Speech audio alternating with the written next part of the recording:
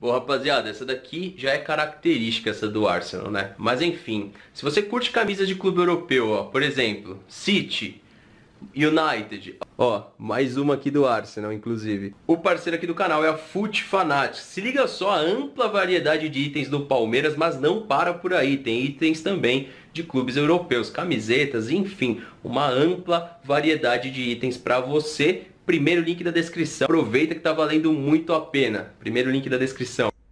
Bom, rapaziada, para você que curte, então, camisa de clube europeu no geral, não esquece que é o primeiro link aqui da descrição.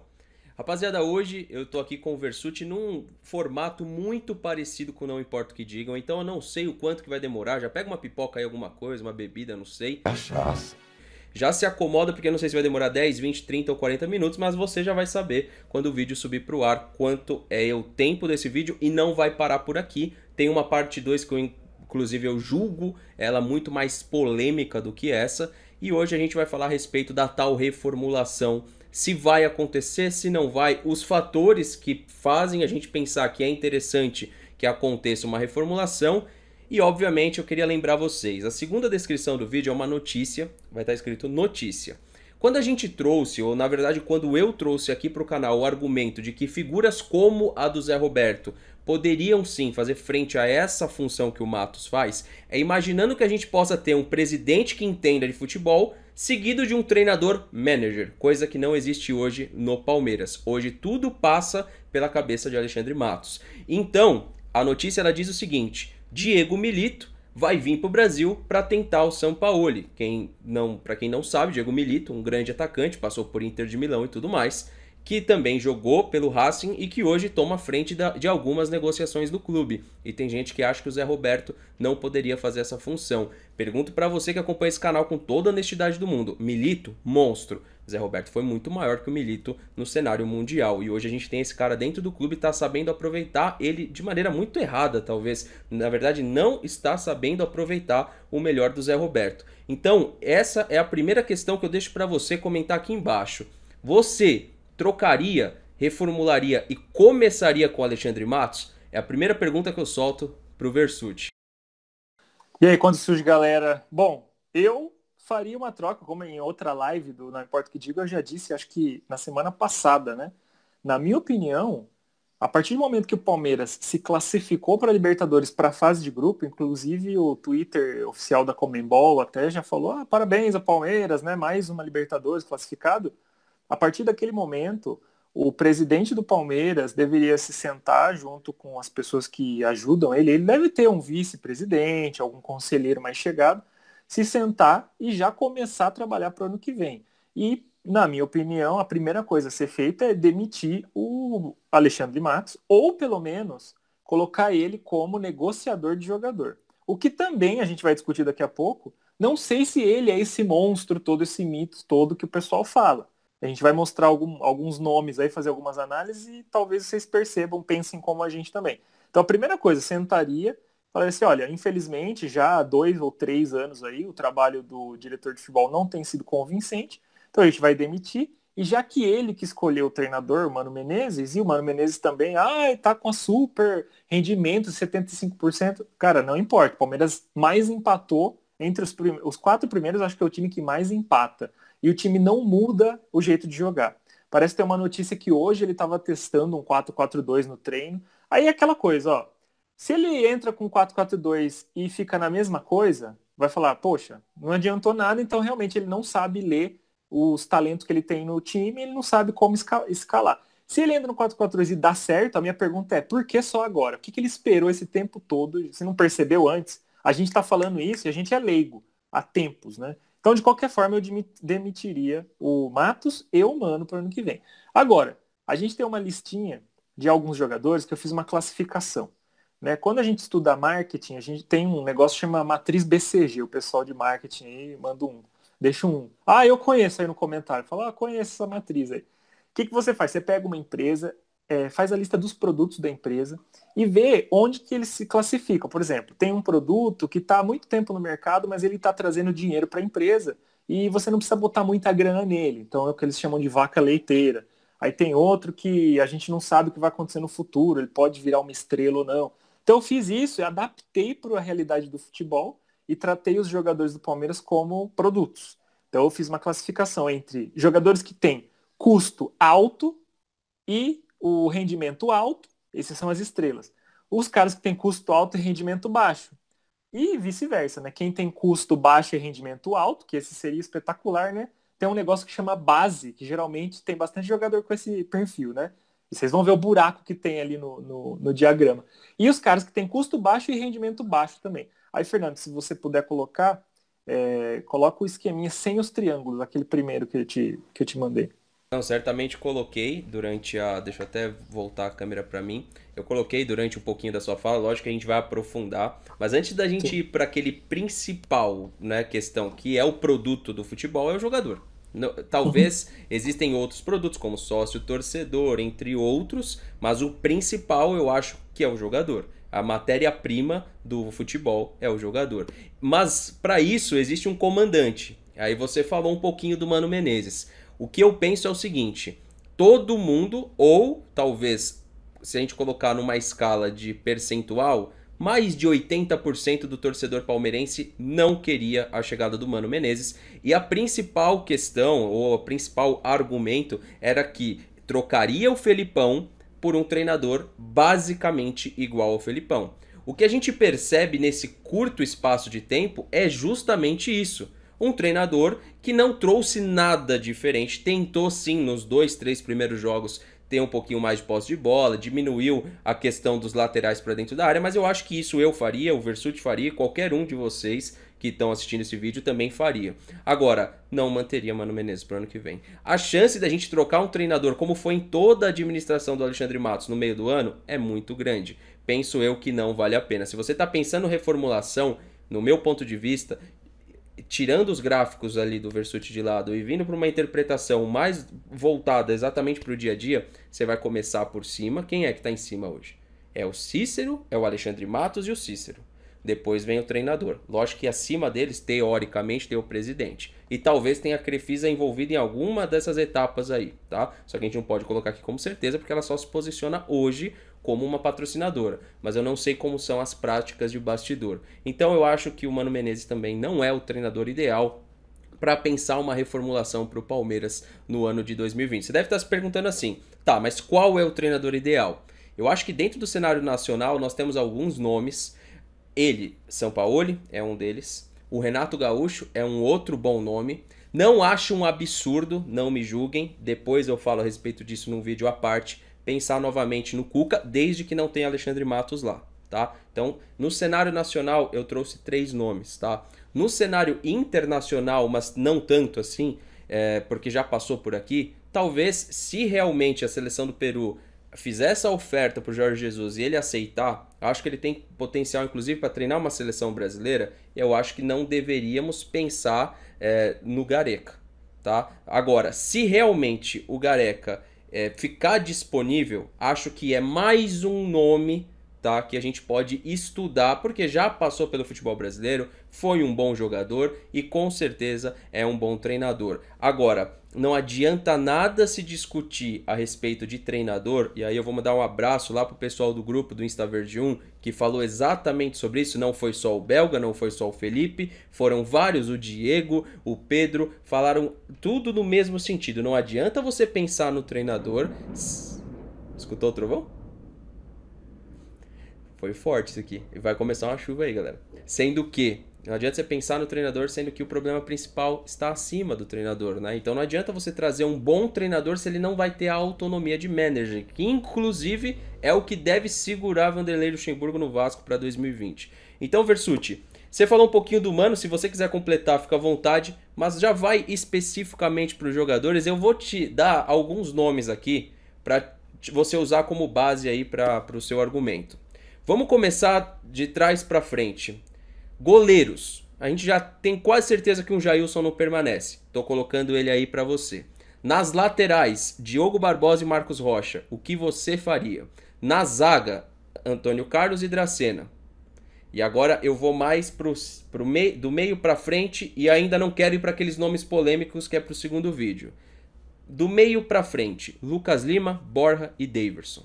Bom, começando lá de trás, Eu fiz uma tabela, coloquei o nome dos jogadores todos que estão no elenco hoje, né, 2019.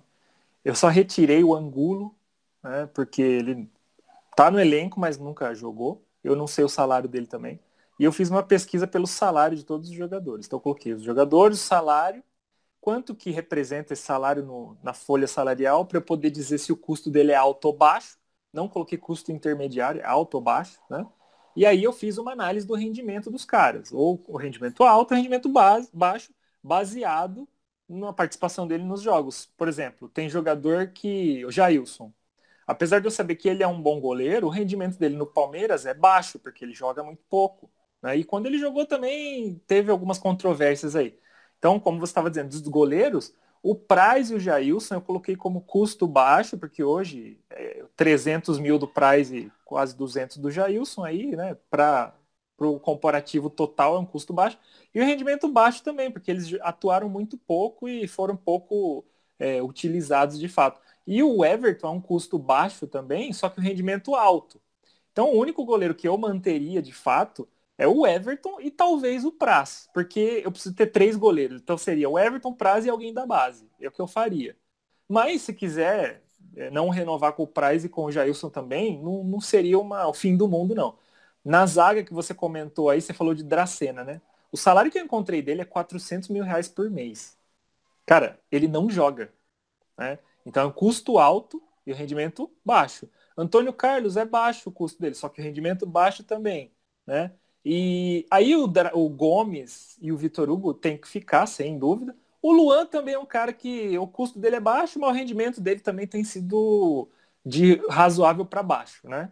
Porque ele entregou assim, em jogos decisivos, me parece que é um jogador que às vezes dá uma desligada e acaba comprometendo. Aí você falou do meio para frente, né? Do meio para frente, Lucas Lima, custo alto e rendimento baixo também, né? Porque veja, a partir do momento que você passa de um limite de salário, o Lucas Lima, o que eu tenho aqui, eu acho que é mais, mas o que eu tenho aqui é 700 mil reais por mês. Ele deve ganhar mais do que isso, porque tem direito de imagem, luva e tudo mais. Mas 700 mil reais por mês. O Ramires está aqui com 1 milhão de reais por mês. E nem joga. Ah, mas trouxe ele para o ano que vem. Trouxesse ano que vem. Não precisa trazer agora ficar pagando 1 milhão de reais por mês pro cara.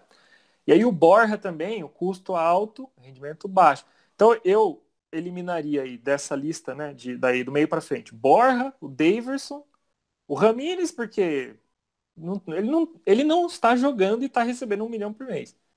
O Dracena lá atrás, né, e o Jean. O Jean também tem um salário bem alto, é quase meio milhão de reais por mês, né, pelo menos a lista que eu tenho. O Lucas Lima, ele tá ali na border, tá no borderline, ele tá entre o cara que tem um custo alto e rendimento baixo, mas ele é um ponto de interrogação ainda para mim, porque eu acho que tem muito do esquema tático. É assim, o treinador precisaria conseguir extrair mais desses jogadores e eu acho que eles têm potencial. Só que olhando para os treinadores que a gente teve até hoje e pensando que o Mano vai manter para o ano que vem, pode eliminar o cara, porque o Mano não vai extrair. É a mesma coisa que o Abel no Flamengo. Ele tinha praticamente as mesmas peças. Não exatamente, mas praticamente as mesmas peças. Ele não conseguia fazer o Flamengo jogar 10% do que os caras estão jogando hoje. Então, você tem dúvida de que se um treinador com um pouco mais de ousadia, um pouco mais de conhecimento, né, de vontade de vencer mesmo, no Palmeiras, mesmo com essas peças, não extrairia mais? Eu acho que eles conseguiriam trazer mais resultado. Então, dessas posições que você falou, essa que eu penso. E voltando aqui, rapaziada, deixa eu só puxar a câmera pra mim.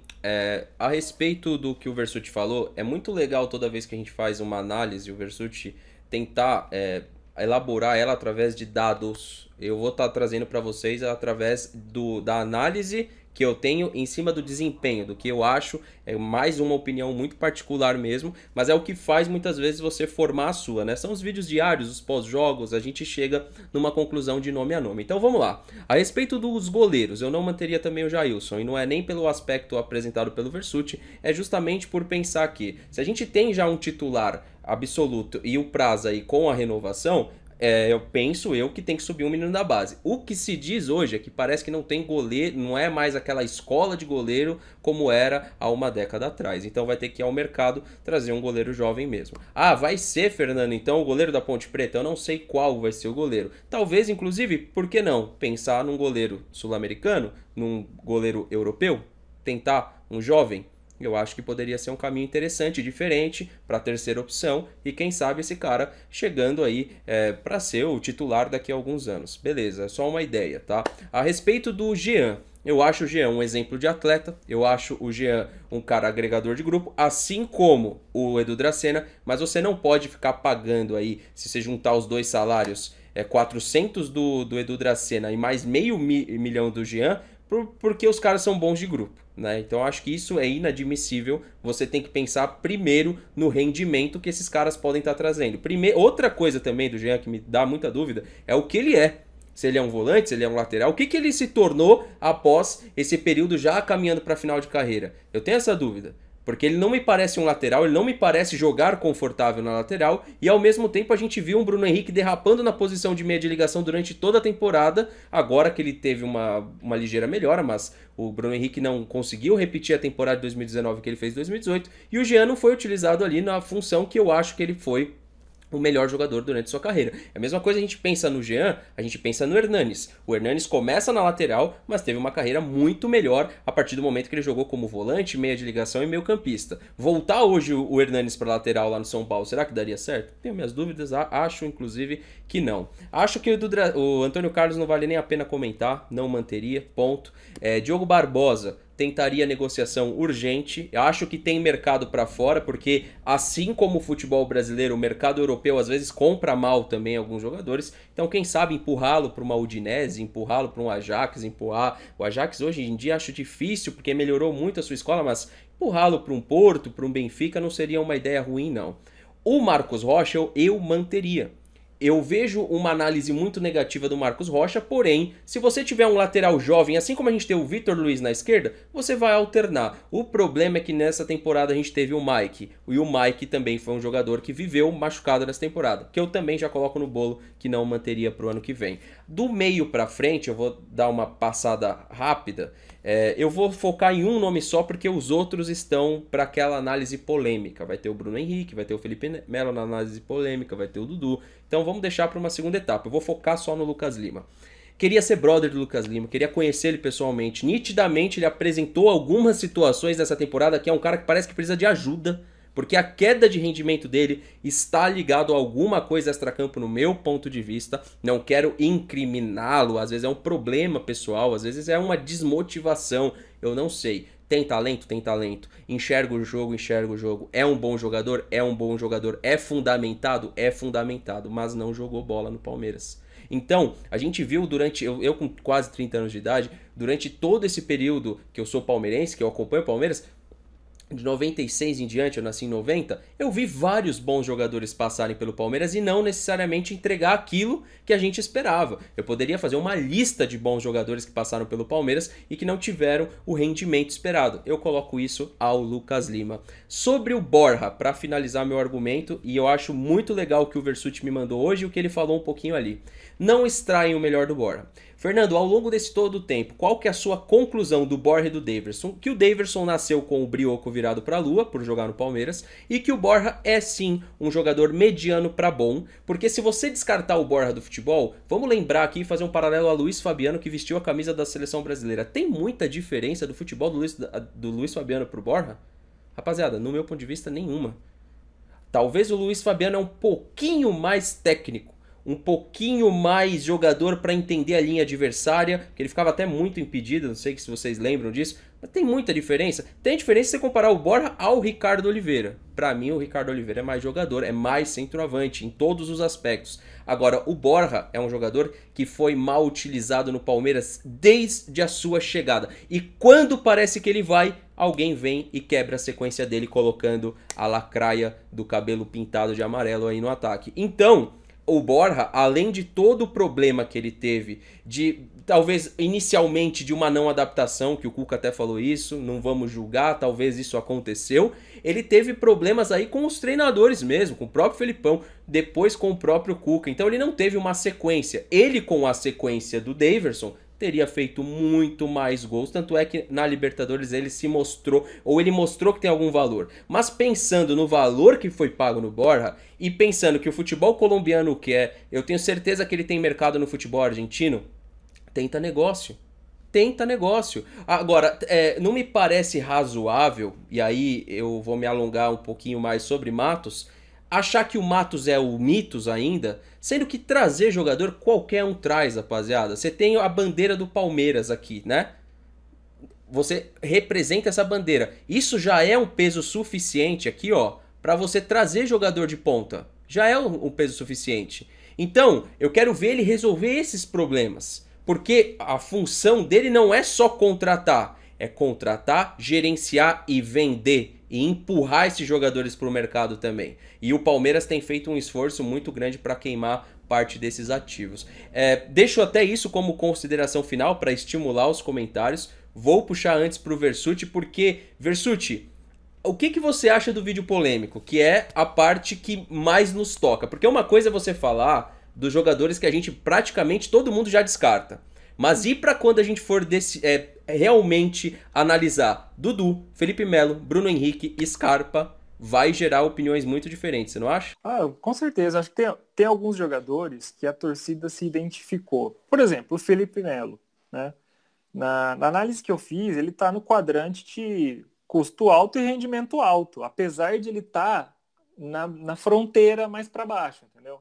Então, se você colocar o gráfico aí, vai estar Felipe Melo, depois melhorzinho Bruno Henrique, aí vem uma trinca aí, tem o Gomes, Vitor Hugo, Zé Rafael, aí Luiz Adriano e Dudu na ponta. Luiz Adriano só não tá junto com o Dudu, porque ele chegou fazendo gol, porque ele machuca bastante. Aí me gera certa desconfiança até, como que o jogador que estava na Europa, que é um bom jogador, Luiz Adriano, ele aceitou vir pro Palmeiras, assim, do nada, meio de temporada, aí chega e começa a se machucar, entendeu? Então, é aquilo que você falou. Eu acho que o peso da camisa do Palmeiras já deveria ser suficiente para trazer os jogadores. Tem essa ligação emocional de grande parte da torcida com alguns desses jogadores. Uns que gostam muito, tipo o Felipe Melo, outros que teve uns probleminhas aí, com o Bruno Henrique, por exemplo. Mas eu não acho que esses... Bom, a gente vai adiantar isso lá no próximo vídeo, né? Mas, para terminar aqui, só queria voltar um pouquinho no que você falou do Matos, né? Que a galera tava falando que o Matos, poxa, e eu respeito, viu, a decisão, a maneira de pensar de cada um. Mas ainda tem bastante gente, bastante palmeirense ainda falando assim, não, mas ele, poxa, ele foi super importante e tudo mais. Olhando a lista de jogadores, todos que ele contratou, a pessoa que me chama mais atenção, na verdade, são dois jogadores que chamam bastante atenção do trabalho do Matos. É a contratação do Dudu, que está até hoje, e esse sim foi campeão Copa do Brasil, 2 campeonatos brasileiros, muitos jogos ele está atuando, sabe, carregando o time e tudo mais. E outro é o Mina, que ele ia para o Barcelona e ele conseguiu trazer para o Brasil, ficar uma temporada, foi campeão aqui também, e depois foi para lá e o Barcelona acabou nem aproveitando. Foi uma boa negociação. Mas se você parar para pensar de todos os jogadores, esses são os que se destacam, na minha opinião, que estão lá em cima. O restante dos jogadores todos foram jogadores que ou atuaram bem por uma temporada. Por exemplo, o Moisés, a gente estava conversando no grupo hoje, foi citado, o Moisés baita contratação. Na minha maneira de enxergar, o Moisés jogou muita bola em 2016 no Campeonato Brasileiro. Foi isso. Depois daquilo ali, ele até entrou numa Libertadores, né, que a gente foi eliminado da oitavas, ele fez o gol, levou para os pênaltis. Também foi uma boa atuação, que ele estava voltando de contusão, né? Estava machucado de novo. Mas assim, ele não é aquele jogador que, poxa, nossa, o Matos trouxe, o cara chegou, vestiu a camisa e carregou o time. Não é. Tanto não só para te direcionar, tanto não é que a melhor fase da carreira de Moisés, de Tietê, foi aqui. Foi aqui. Então assim, achou uma boa contratação? Achou. Mas quem eram esses caras antes de chegar no Palmeiras? Então, eu concordo, eram contratações medianas e que deram certo. Mas fora da curva, eu acho que é a do Mina. A fora da curva é a contratação do Mina e do Felipe Melo, talvez. Eu acho que colocaria essas duas. E também, claro, assumindo que foi o Matos que sentou, fez a oração dele lá, me indique jogadores, e ele encontrou o Mina, que eu duvido muito. Ele encontrou o Felipe Melo. Eu acho assim, o Matos, provavelmente, ele atuou muito bem no convencimento do jogador vir para cá. Só que assim, de 2016 para frente, ficou muito mais fácil convencer jogador a vir jogar no Palmeiras. Palmeiras campeão da Copa do Brasil, campeão brasileiro, né? E com a estrutura e o patrocínio, não ficou tão difícil, era em 2014, 2015. Aí parabéns por trazer o Dudu, o Zé Roberto, veio, beleza. Mas, cara, para cada jogador desses que a gente fala, eu consigo falar 6 ou 7 que foram uma desgraça. Leandro Almeida, que era criticado no time anterior, veio pro Palmeiras. Felipe Gabriel, tinha histórico de lesão. Também ninguém. Wagner, goleiro, era o mais vazado da Série A. Roger Carvalho. Rodrigo veio, não jogou. Eric, que era o destaque do Goiás, veio, também não funcionou no Palmeiras. Regis, Fernando da base, que jogou, fez 3 jogos, 2 gols, foi vendido, tem uma matéria da ESPN mostrando que foi contra a vontade dele, ele nem estava sabendo, foi vendido pro Shakhtar. Emerson Santos. Então, assim, tem uma lista, eu tenho a lista aqui gigantesca de jogadores que até bons, por exemplo, Goulart. Cara, o que foi a negociação do Goulart? O cara veio, você vê que ele tem talento. Eu nunca fui super fã, mas os primeiros 2 jogos que eu vi, eu falei, caramba, o cara sabe, tem passe de qualidade, ele tem alguma coisa ali. Mas machucou, aí tava bem, não tava, foi pra China, agora começou a jogar. Ramires, que, sério, não sei por que tá no Palmeiras. Carlos Eduardo, nem falei, você vê que a gente pega no pé do Carlos Eduardo, mas essa lista toda, e eu nem falei a lista completa, o Carlos Eduardo ia ser o último a ser lembrado de problema, entendeu? Então, será que o Alexandre Matos é esse mito mesmo, esse cara que monta super times? Na minha opinião, não. Na minha opinião, ele é um gerente, um executivo de futebol que tem um bom marketing pessoal, ele sabe ali falar com os jornalistas, igual o Mano também. É muito bom para falar na Sport TV, para falar de tática e tal, mas na hora de resolver problema, o cara não resolve. Mano, vale a pena só mais uma observação. Eu tô pegando os ganchos, igual a gente faz, não importa o que digam. Não cita nomes, tá, Versuti? Porque a gente sabe como é esse meio. Mas o Mano, ele é tão bom nesse extra que a gente já tá vendo até jornalista trabalhando para ele. O que você acha? A gente sabe. Não, a gente sabe cara, quem são, inclusive. É impressionante isso aí. Eu tava falando no grupo esses dias, inclusive, eu fiquei bravo até, não com as pessoas, né? Fiquei bravo com a situação. Acho que algumas pessoas não entenderam, mas para explicar. O Filipão, quando entrava com o Daverson, quando entrava com o Lucas Lima e não ia bem e tal, era velho, burro, ultrapassado, teimoso. O Mano Menezes chegou, começou a fazer a mesma coisa. Ninguém chama ele de burro, de teimoso, de ultrapassado. Eu não vejo. Imprensa, você vê a imprensa xingando. Mano, num canal que começa com F. Um programa que tem à tarde lá, né? Todo mundo adora o Mano ali. Menos um, que é um de cabelo branco. Começa com S, não vou falar. Ele sempre fala, não, eu não começaria. E ele é o cara que mais fala groselha e ele tá sendo coerente aí. Os outros gostam do Mano por quê? Na torcida palmeirense também. No grupo de WhatsApp, os grupos que eu participo, eu faço busca lá, burro. A última vez que chamaram alguém de burro foi o Filipão. Ninguém chama o Mano de burro. Então o que esse cara tem? Boa relação com a imprensa e marketing pessoal. É isso, cara. Ele é um treinador comum. Tipo Abel Braga, entendeu? Não vejo essa coisa e a gente não critica. Ele é aquele treinador, voltando aí pra mim aqui, tô fazendo uma mão, rapaziada. Ele é aquele treinador que tem o bom relacionamento com a imprensa. As coletivas dele, dificilmente ele sai do tom, como o Felipão saía. Então ele tem uma paciência maior, até porque ele tem menos rodagem de carreira do que o Felipão. Então, obviamente, a carga de paciência dele é muito maior que a do Felipão. O Felipão é aqui com a imprensa, a do Mano talvez é aqui.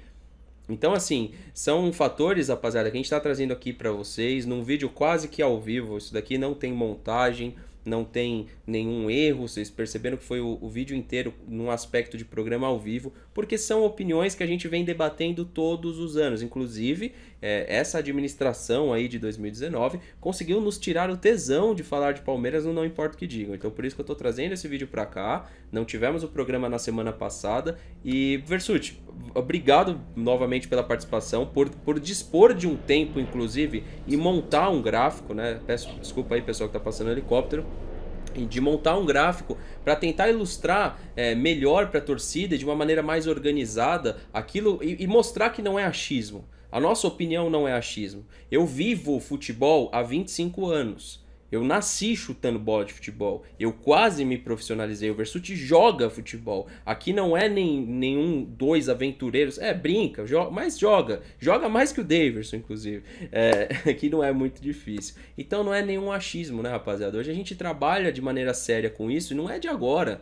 Né? A gente vem trazendo seriedade, já elogiamos o Matos, já criticamos, já elogiamos o Gagliotti aqui, inclusive, por combater ali, por bater de frente com a Globo, mas quando a gente acha que tem que criticar e que tem que mostrar para a torcida, a gente vai fazer isso.